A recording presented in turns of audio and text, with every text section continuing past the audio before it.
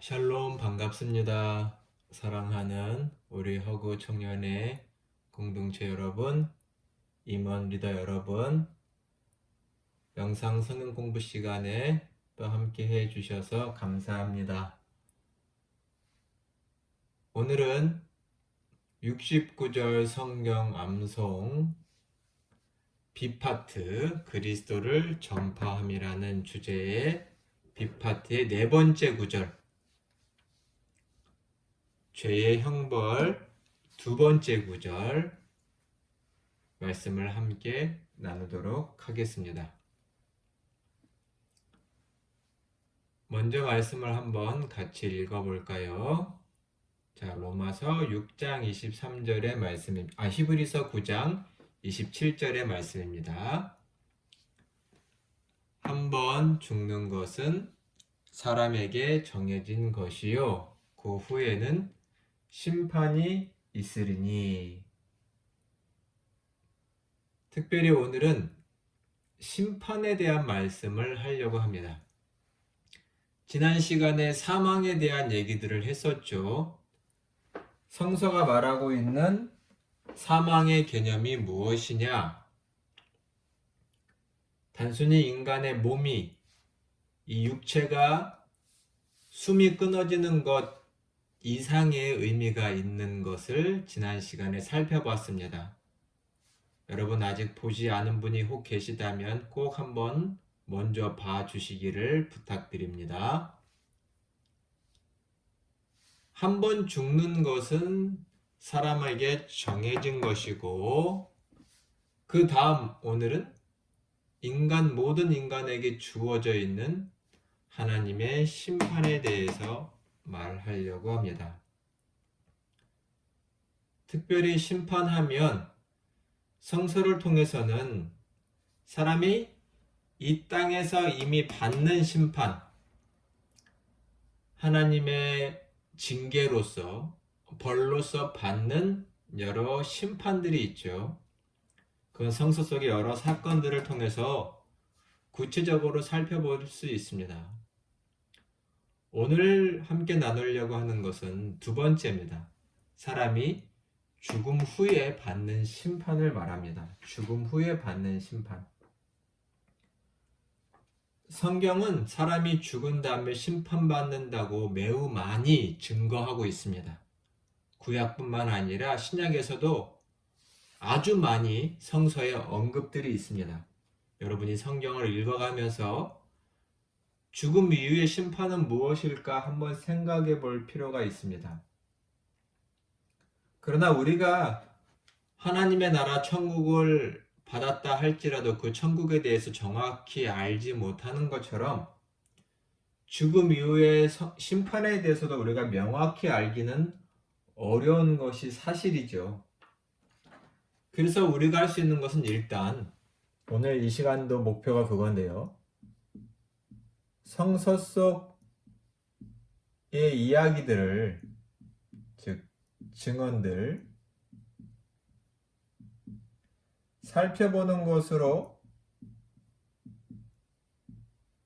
살펴봄으로 우리의 이해를 조금 더 넓혀보는 것을 목표로 하겠습니다.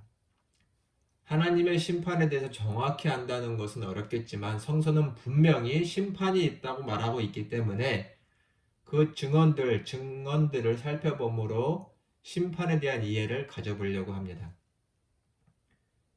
예전과 다르게 교회에서 지옥에 대한 얘기, 사람이 죄인으로 죽으면 심판받고 지옥 간다라는 이런 얘기들이 점점 들려지지 않고 있는 것이 현실인데요.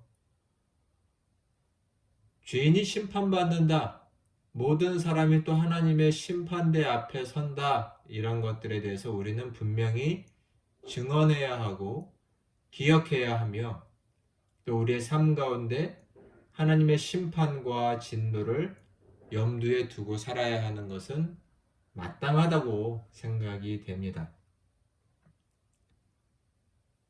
특별히 성서가 말하고 있는 심판은 단순히 농구 경기나 축구 경기와 같은 운동 경기에서의 심판을 말하는 것도 아니고 또한 사법권을 가지고 있는 재판소에서 재판국에서 말하는 그런 재판을 말하는 것도 분명히 아닙니다. 그 이상에 담겨 있는 뜻은 하나님의 심판은 하나님이 심판 재판하시지만 그 이상의 하나님의 진노와 또한 하나님의 징벌, 또 이것을 좀 듣기는 그렇지만 저주라고도 말할 수 있거든요. 이런 개념을 포함하고 있다는 것을 생각해야 합니다.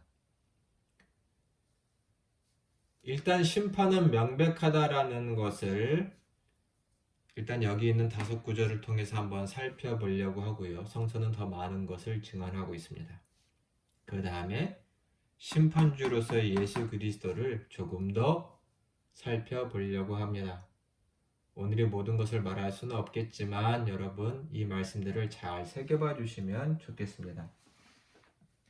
먼저 마태복음 10장과 11장의 말씀을 한번 함께 찾아서 읽어보고 계속 나눠보도록 하겠습니다.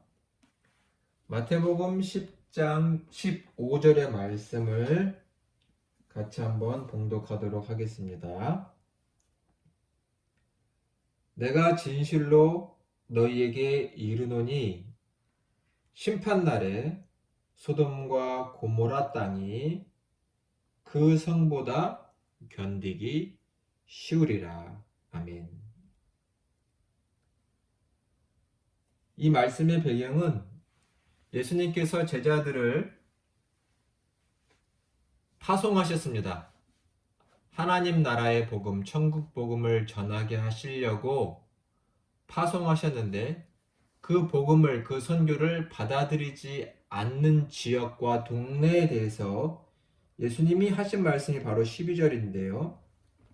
일단 예수님께서도 심판날이라고 분명히 말씀하고 계십니다. 심판날. 이 심판날에 복음을 받아들이지 않은 그 동네가 소돔과 고모라보다, 구약성서 소돔과 고모라는 가장 죄악의 대표적인 곳이죠. 대명사가 된 곳입니다. 그러나 이 심판날에 오히려 말씀하시기를 소돔과 고모라가 그 심판을 견디기 쉽다라고 말합니다.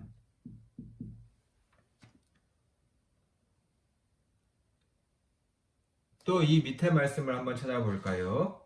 마태복음 11장 22절의 말씀입니다. 마태복음 11장 22절. 내가 너에게 이르노니 심판날에 두로와 시돈이 너희보다 견디기 쉬우리라. 맥락은 비슷합니다. 회개하지 않는 고읍들, 성읍들에게 고라신, 벳세다 같은 이런 지역들에게 말씀하시기를 심판날에 두로와 시돈이 너희보다 그 심판을 견디기 쉬울 거다. 여기에는 두로와 시돈이라는 지역이 나오죠. 그러니까 똑같이 심판을 견디기 쉬울 거다. 분명히 심판날에 대해서 말씀합니다. 그런 이 두 말씀은 약간 지역이라는 개념이 포함되어 있죠. 지역에 대한 심판. 또 그러한 공동체들에 대한 심판을 하나님께서 말씀하고 계십니다.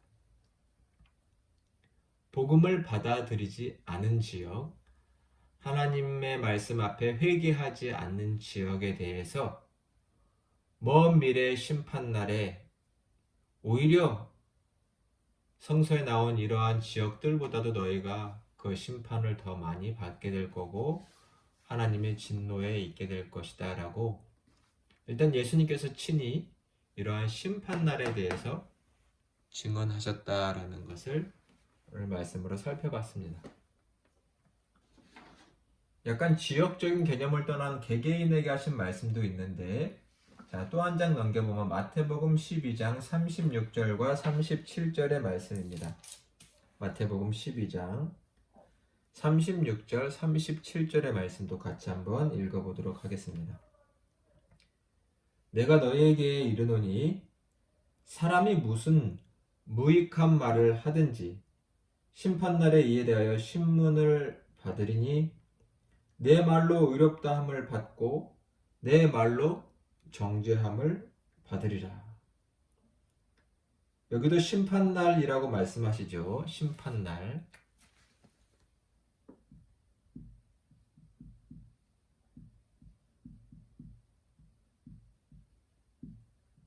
여기는 특별히 개인의 언행에 대해서 말하고 있는데요. 너가 어떤 무익한 말을 하든지 36절에 보시면 사람이 무슨 무익한 말을 하든지 심판날에 이에 대해서 신문을 받을 것이다. 우리가 쉽게 할 수 있는 말 한마디,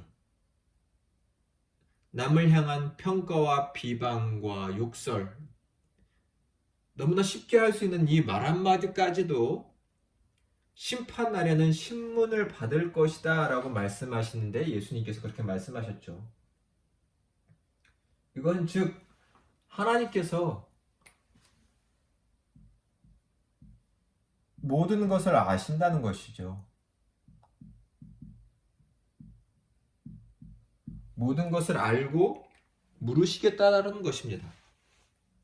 우리의 작은 행동, 말뿐만 아니라 우리의 작은 행동까지도, 우리의 은밀한 말과 행동까지도 하나님이 다 보시고 심판하시니 그 심판 앞에서 피할 수 있는 사람, 그 심판 앞에서 감추어질 수 있는 죄, 악행과 거짓은 결코 없다는 것을 이 말씀을 통해서도 생각할 수 있죠.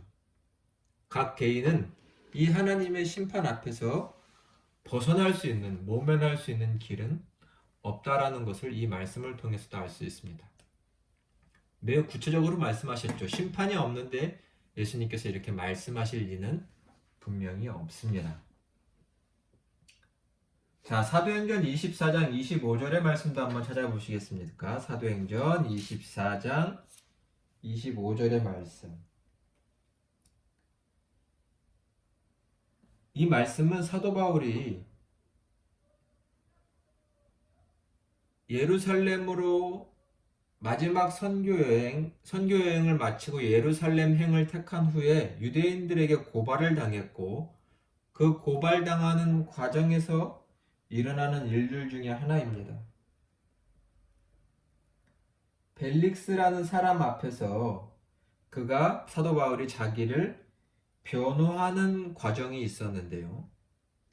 그 과정에서 이루어지는 성서의 말씀을 한 구절 읽어보겠습니다. 24절부터 25절을 같이 한번 읽어보겠습니다. 24절부터 25절. 수일 후에 벨릭스가 그의 아내 유대 여자 두루실라와 함께 와서 바울을 불러 그리스도 예수 믿는 도를 듣거늘 바울이 의와 절제와 장차 오는 심판을 강론하니 벨릭스가 두려워하여 대답하되 지금은 가라 내가 틈이 있으면 너를 부르리라 하고 아멘. 벨릭스 앞에서 바울이 믿는 그 신앙, 예수 그리스도를 믿는 그 도, 가르침을 벨릭스가 듣고자 했을 때 사도 바울은 25절에 보니까 무엇을 가르쳤냐면 의와 절제와 장차 오는 심판을 강론했다라고 말했습니다. 의와 절제가 무엇이냐는 나중에 설명하고 일단 사도 바울이 벨릭스라는 사람 앞에서 강론하고 가르친 내용 중에 분명히 무엇이 있었냐면 장차 올 심판에 대해서 강론했다라고 분명히 말하고 있습니다. 장차 올 심판, 특별히 이 심판은 죽음 이후에 모든 인간이 받게 될 그 심판에 대해서 매우 구체적으로 가르쳤을 거라고 생각이 됩니다. 아쉽게도 성서에는 그 어떻게 가르쳤는지에 대한 내용이 나와 있지는 않지만 신약 성경 곳곳에 사도 바울은 계속해서 이 심판에 대해서 얘기하고 있다는 것을 볼 수 있습니다. 성서는 분명히 심판에 대해서 말하고 있죠. 예수님께서 말씀하셨고 또 이 복음의 가장 큰 증언자로 나타나고 있는 사도 바울도 이 심판을 가르쳤다. 단순히 증언한 정도가 아니라 구체적으로 가르쳤다라고 말하고 있기 때문에 우리 또한 오늘의 시간을 통해서 하나님의 심판과 진노에 대해서 더 관심을 갖고 또 그것을 벨릭스가 두려워했다고 말한 것처럼 그 두려움에 대해서도 그 무서움에 대해서도 저희가 생각해 볼 것이 중요합니다. 자, 또 사도 바울의 다른 증언 로마서 14장 10절을 한번 찾아보겠습니다. 로마서 14장 10절의 말씀을 같이 한번 찾아서 봉독하도록 하겠습니다. 로마서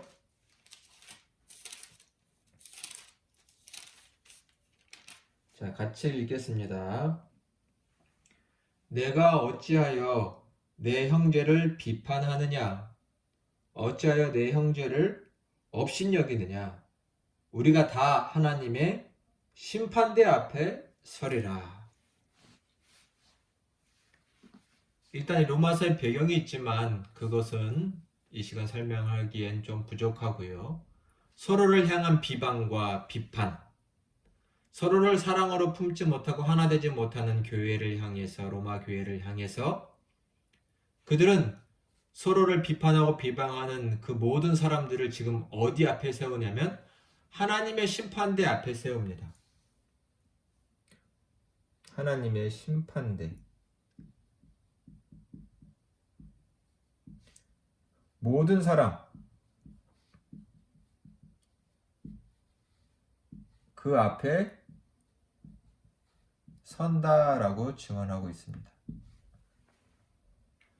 모든 사람이 하나님의 심판 앞에 서게 될 겁니다. 과연 그 심판대 앞에서 누가 의롭다, 누가 부정하다, 죄인이다라고 인간들끼리 옥신각신할 수 있을까요? 하나님의 심판대 앞에서는 다 부족한 죄인들로 자기의 스스로 의를 세울 수 있는 사람은 없습니다. 사도 바울은 모든 사람이 분명 하나님의 심판 앞에, 심판대 앞에 서게 될 것이라고 말하고 있습니다. 예수님의 말씀처럼 그 말 한마디 행동 하나 드러나지 않을 것이 없다라고 하셨습니다. 하나님의 심판은 명백하다라는 것을 성서는 증언하고 있다는 것을 기억해 주시면 좋겠습니다. 오늘 특별히 살펴봐야 할 것은 또한 이건데요. 방금 말씀에서는 모두가 하나님의 심판대 앞에 서리라 했는데 성서의 더 구체적이고 분명한 내용은 그럼 심판하시는 분은 누구냐? 라는 것인데 하나님께서는 이 심판의 모든 것을 자기 아들이신 예수 그리스도께 위탁 위임하셨다라는 것을 복음서는 또 예수님은 스스로를 그렇게 증언하고 계시다라는 것을 기억해야 합니다. 자, 여기 나와 있는 요한복음 5장 22절과 23절의 말씀을 오늘 암송 말씀과 함께 목사님이 중요한 말씀으로 골라놨는데요. 자, 같이 한번 읽어보도록 하겠습니다. 요한복음 5장 22, 23절. 아버지께서 아무도 심판하지 아니하시고 심판을 다 아들에게 맡기셨으니 이는 모든 사람으로 아버지를 공경하는 것 같이 아들을 공경하게 하려 하심이라. 아멘. 자, 일단 여기 아버지라고 나오죠. 여기 이 아버지는 당연히 하나님 아버지를 말합니다. 하나님 아버지께서 심판하지 아니하신다라는 건 심판의 권세가 없다는 것이 아니라 그 심판을 누구에게? 아들 예수 그리스도에게 위임하셨다라는 것입니다. 일단 분명하게 써 있죠. 예수님께서 자기를 가리켜 증언하시기를 하나님 아버지께서 그 심판을 아들 예수님께 위탁하셨다라고 분명히 말씀합니다. 맡기셨다라는 것이죠. 그래서 예수님은 심판주가 되신다는 겁니다. 하나님을 공경함같이, 하나님 아버지를 공경함같이 그 아들 예수 그리스도를 공경하게 하시려고 이 심판을 그 아들 예수께 맡기셨다라고 말씀하고 계십니다. 이 말씀도 꼭 기억을 해주시기를 바랍니다.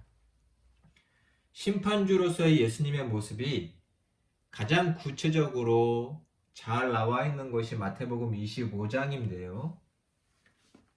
특별히 그리스도인들은 이 마태복음 25장의 말씀을 매우 귀히 여기고 깊이 새겨야 할 것입니다. 자, 우리 마태복음 25장의 말씀을 찾아서 같이 읽어보도록 하겠습니다. 중요한 말씀들이 많이 나와 있습니다. 31절부터 46절까지의 긴 말씀인데요. 교회를 다녀본 성도라면 이 말씀을 여러 번 설교를 들었을 것입니다만, 자, 먼저는 31절과 33절까지의 내용을 읽어보겠습니다. 31절부터 33절의 내용입니다. 인자가, 일단 여기서 인자는 예수님을 말합니다. 인자가 자기 영광으로 모든 천사와 함께 올 때에, 다시 오신다는 얘기죠. 자기 영광의 보좌에 앉으리니, 보좌라는 말은 그분이 왕이요 심판의 주가 되신다는 것을 말하고 있습니다. 모든 민족을, 모든 사람을 그 앞에 모으고 각각 구분하기를 목자가 양과 염소를 구분하는 것 같이 한다. 사람들을 구분한다고 했습니다. 33절에 보니 양은 그 오른편에, 염소는 왼편에 구분해 낸다고 했습니다. 그러면 양과 염소, 오른편과 왼편에 가는 사람들을 구분하고 판결하는 것은 무엇일까요? 자, 34절부터 36절까지 함께 봉독하겠습니다. 그때 임금이 그 오른편에 있는 자들에게 이르시되 내 아버지께 복받은 자들이여, 복받을 자들이여, 나와 창세로부터 너희를 위하여 예비된 나라를 상속받으라.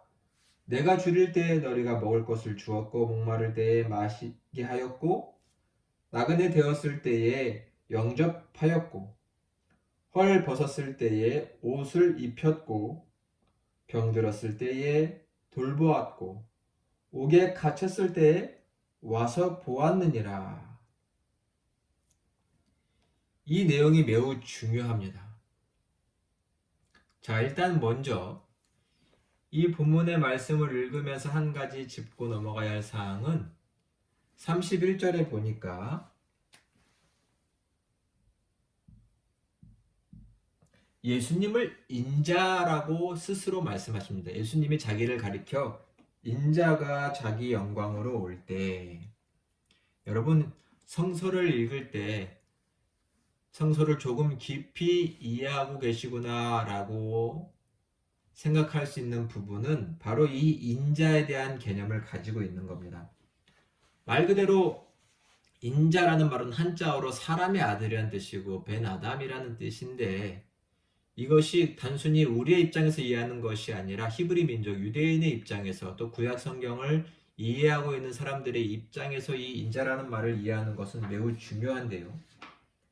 시간상 다 설명할 수 없어서 나중에 또한 배울 수 있는 기회가 있기를 바랍니다. 일단 이 인자란 특별한 사람을 말하는데 무엇이냐면 하나님의 위임과 전권을 받은 사람을 가리킵니다. 하나님으로부터 특별한 사명과 역할을 받은 사람을 말하죠. 특별히 이 인자는 이 세상 그 어떤 사람과 비교할 수 없는 특별한 권세를 가진 사람을 말합니다. 여러분이 나중에 관심이 있으시면 다니엘서 7장 13절과 14절을 한번 찾아보시고 궁금하면 제게 물어보시면 되겠습니다. 일단은 조금 더 쉬운 말씀으로 요한복음 3장 13절을 한번 찾아보겠습니다. 요한복음 3장 13절. 자, 한번 요한복음 3장 13절을 찾아볼까요?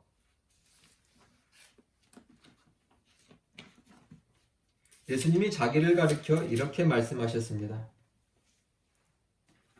요한복음 3장 13절. 하늘에서 내려온 자, 곧 인자 외에는 하늘에 올라간 자가 없느니라. 단순히 이 하늘은 스페이스를 말하는 것이 아니라 하나님이 계신 곳을 말하는 것이죠. 하나님을 말합니다. 즉 하나님으로부터 온 자가 나다라고 스스로 증언하시면서 자기를 특별히 인자라고 말씀하시죠.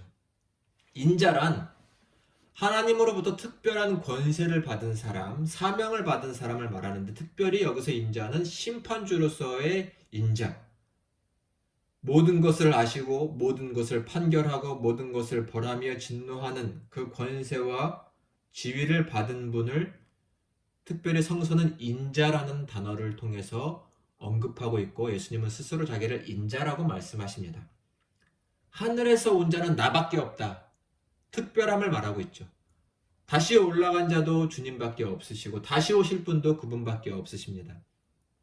이런 인자의 개념, 하나님의 전권을 받은 자로서의 인자, 이 개념을 여러분이 조금 더 앞으로 이해하실 수 있기를 바랍니다. 일단 예수님은 자기를 인자로 말하고 자기를 심판주라고 말씀하신다는 것, 이런 성서의 표현을 여러분이 기억하시는 것이 중요하겠습니다. 조금 더 아까 본 성서의 말씀을 구체적으로 보면 오른편과 왼편으로 나누고 그것을 양과 염소라는 말로 비유해 놨는데요. 특별히 이 양 오른편에 있는 사람들은 줄인 사람들, 배고픈 사람들, 목마른 사람들, 나그네 된 사람들, 즉 정처 없이 집이 없는 사람들이죠. 떠돌이들, 옷이 없는 헐벗은 사람들, 병들었으나 고칠 수 없는 사람들, 돈이 없는 거겠죠. 옥에 갇혀 외로운 사람들, 이런 사람들을 돌보아 주었다라고 말했습니다. 그러자 37절에 사람들이 말하죠. 물론 그 사람들을 의인이라고 37절에 말하고 있습니다. 우리가 언제 그랬습니까? 라고 말하자 예수님 말씀하시기를 이 작은 자에게 한 것이 곧 내게 한 것이다 라고 말합니다. 반대로 왼편에 있는 사람들은 우리가 언제 그렇게 안 했습니까? 라고 하자 이 사람들에게 안 한 것이 내게 안 한 것이다 라고 말했습니다. 자, 40절의 말씀을 한번 같이 읽겠습니다. 임금이 대답하여 이르되 내가 진실로 너희에게 이르노니 너희가 여기 내 형제 중에 지극히 작은 자 하나에게 한 것이 내게 한 것이니라.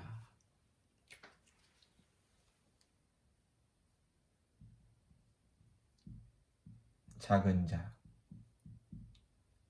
그것이 인자에게 한 것이다 라고 말하고 있습니다. 이것은 기독교의 매우 중요한 핵심이고 신앙의 근본입니다. 이것을 한 사람은 심판받지 않고 하나님의 진노 가운데 처하지 않습니다. 작은 자, 아까 설명했죠. 헐벗은 자, 배고픈 자, 감옥에서 유리하는 자, 외로운 자, 병든 자, 이 모든 자에게 한 것이 곧 인자, 예수님께 한 것이고 하나님께 한 것이라고 말합니다. 하나님의 심판대 앞에서 진노받는 사람들은 뭐냐면 이것을 하지 않은 사람들이고 결국 공의와 사랑을 실천하지 않은 사람을 말하는 것입니다. 기독교의 신앙, 예수님을 믿는 신앙이 무엇일까요? 작은 자에게 예수님처럼 한 정의와 사랑을 말합니다.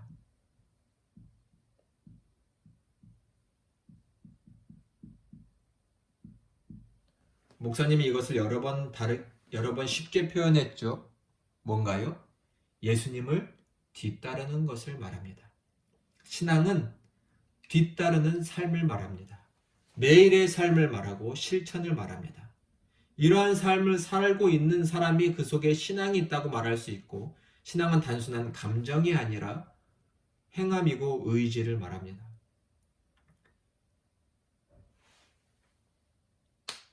예수님은 이 요한복음의 말씀과 이 마태복음의 구체적인 말씀을 통해서 자기를 인자와 심판주로 말씀하시며 심판하러 오실 것이라고 분명히 말씀하시고 계시기 때문에 우리는 이 심판을 생각하면서 오늘 하루를 예수님을 따라 정의와 사랑을 실천하며 하나님의 말씀대로 살아가는 그런 삶을 살아내야 할 것입니다.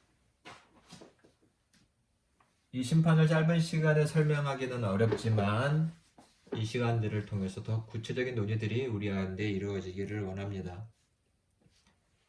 자, 말씀을 복습을 하면서 나누도록 하겠습니다. 하나님의 심판은 분명히 이 땅에서의 심판과 죽음 후의 심판으로 나눠 생각할 수 있는데, 특별히 이 심판을 온전히 이해하기란 쉽지 않지만 성서 속에 있는 여러 증언들을 여러분이 하나하나씩 배워가시면서 이 심판에 대한 개념들을 더 분명히 해가시기를 바랍니다. 막연한 심판의 개념이 아닌 성서가 말하는 심판의 개념입니다. 이 심판의 개념은 분명히 하나님의 판결 이후의 진노, 벌과 징계의 개념이 있다는 것을 기억해 주셔야 합니다. 그것은 곧 두 번째 죽음인 지옥을 말하기도 합니다. 예수님께서는 분명히 심판이 있다고 증언하셨습니다. 하나님의 말씀과 복음을 받아들이지 않는 지역뿐만 아니라 한 개인의 구체적인 삶, 말, 행동, 생각까지도 관찰하시는 하나님이시고 예수님이시라는 것을 우리는 기억하며 우리의 일상의 삶을 어떻게 살아갈지를 그분 앞에서 때로는 두렵고 떨리는 마음으로 살아가야 할 것입니다. 사도 바울은 심판을 강론하고 가르쳤습니다. 분명히 있다는 것이죠. 우리 모든 사람은 스스로를 높여 심판주라고, 정의를 세우는 사람이라고, 정의를 판결하는 사람이라 생각하기에 앞서 모든 사람이 하나님의 심판대 앞에서는 똑같은 동일한 존재라는 것을 생각해 봐야 합니다. 한 번 죽는 것은 사람에게 정해진 것이고 모든 사람에게는 심판이 있습니다. 우리는 반드시 그분 앞에 서서 우리의 삶을 직고할, 낱낱이 아뢰 시간이 올 것입니다. 그때를 두려움으로 오늘 하루를 바르게 살아야 할 것입니다. 이 심판주는 누군가요? 바로 예수 그리스도이십니다. 하나님의 아들을 말합니다. 하나님은 이 하나님의 아들에게 무엇을 주셨나요? 이 권세를 위임하고 위탁해 주셨죠. 특별히 마태복음 25장의 말씀에서는 이 예수님을 무엇이라고 말하나요? 인자라고 말합니다. 아들의 개념과 인자의 개념은 상당히 비슷한데요. 차이가 있지만 구체적인 것은 나중에 말씀드리도록 하겠습니다. 이 인자의 개념은 특별히 하나님의 위탁과 전권을 받은 사람입니다. 하나님의 일, 특별히 이 심판의 일을 하기 위해서 전권을 받은 분이다. 그리고 예수님은 자기를 그렇게 설명하고 계시죠. 이 심판은 분명히 있는 것입니다. 왜냐하면 우리가 구주로 모신 예수님께서 하실 것이기 때문입니다. 그 심판의 날 작은 자에게, 세상에 어렵고 힘든 사람들을 하나님처럼 예수님처럼 대한 사람들에게, 그 한 사람에게 내 삶을 기울여 드린 자에게 하나님은 하나님의 오른편, 예수님의 심판대 자리에서 오른편, 즉 하나님의 나라를 상속받은 자가 되게 해주시겠다고 했습니다. 반대로 왼편에 있는 자들은 영원한 불, 지옥에 떨어지게 하신다고 하셨습니다. 하나님의 심판은 분명히 있습니다. 이 심판을 믿고 바로 이해하며 또 의식하며 오늘 하루를 예수님을 뒤따라 살아갈 수 있는 사랑하는 허그 공동체 여러분이 다 되시기를 주님의 이름으로 축원합니다. 이 시간 함께 해주셔서 감사합니다. 다음에 또 뵙겠습니다. 샬롬.